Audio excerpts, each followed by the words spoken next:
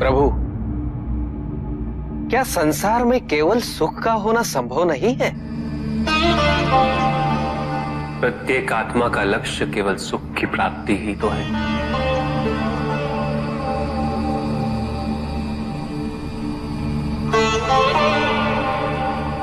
परमानंद की प्राप्ति। किंतु हम सुख नहीं, सुख को प्रदान करने वाली वस्तुओं को एकत्रित करना ही जीवन का उद्देश्य मान लेते हैं। ये समस्त संसार माया है, सब कुछ नश्वर है।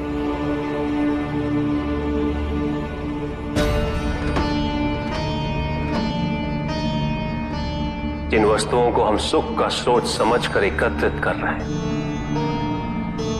वो सदैव नहीं रहेंगे।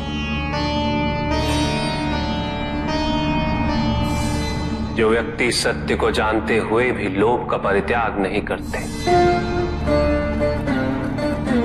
वो सदैव इन्हें खोने के भय में जीते।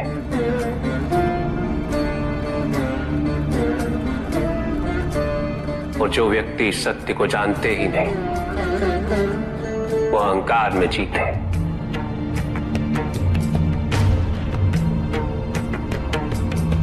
और जहां अहंकार और भय उपस्थित हो, वहां सुख कैसे रह सकता?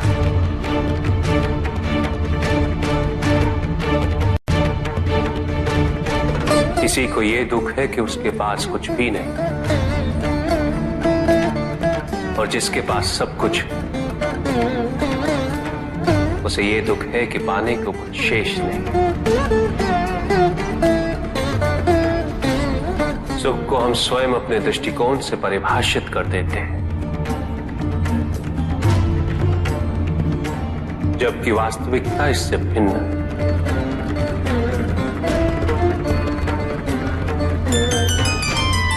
इसलिए आवश्यकता है अनासक्त रहने की। किंतु प्रभु, क्या आसक्ति स्वाभाविक नहीं है? पर दुख का मूल कारण भी तो यही है ऋषि भृगु। आसक्ति हमारे मन की शांति को छीन लेती, उसे भंग कर देती।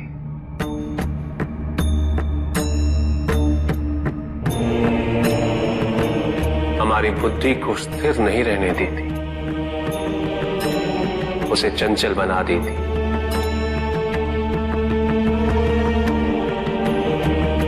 आसक्ति से प्रमाद की उत्पत्ति होती। प्रमाद मद होता है, और मद अहंकार का स्रोत है। और अहंकार पूर्णतः अशुभता में परिवर्तित हो जाता है, अर्थात आसक्ति अशुभता की जननी। इसलिए अनावश्यक है। तो प्रभु, आसक्ति को अनासक्ति में कैसे परिवर्तित किया जा सकता है? और हम आसक्ति से कैसे उबर सकते हैं प्रभु? आसक्ति से मुक्त होना ही अनासक्ति है। आसक्तिहीन होने के लिए अपने और पराये का भेद मिटाना अनिवार्य है।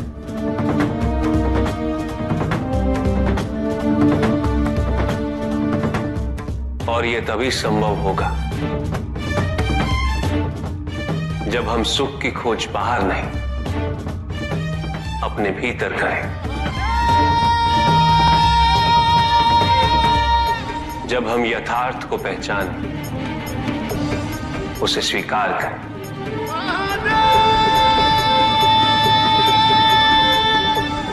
हम अपने सुख को सांसारिक तत्वों से परिभाषित नहीं करें।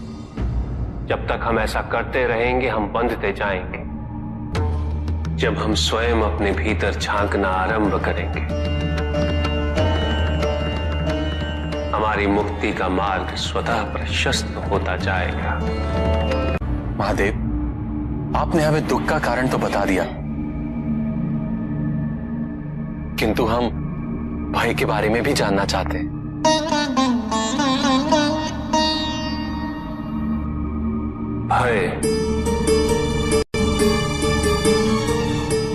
भय का स्रोत है इच्छा।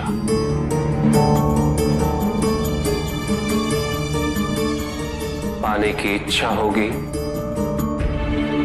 तो उसे खोने का भय भी होगा।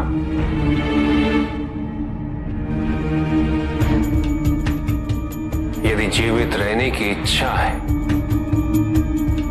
तो मृत्यु का भय भी अवश्य होगा।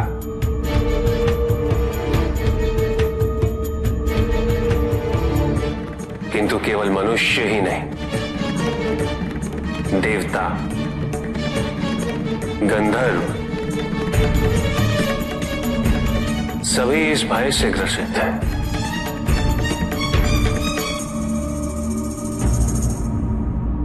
क्योंकि इच्छाओं से मुक्त कोई भी नहीं।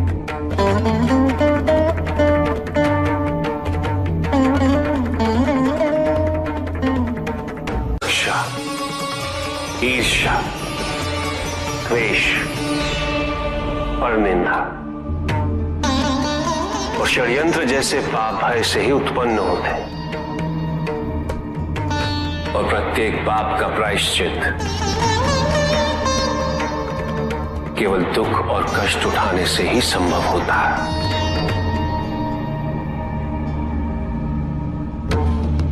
इसलिए भय भी अंत में दुख का कारण बन जाता है।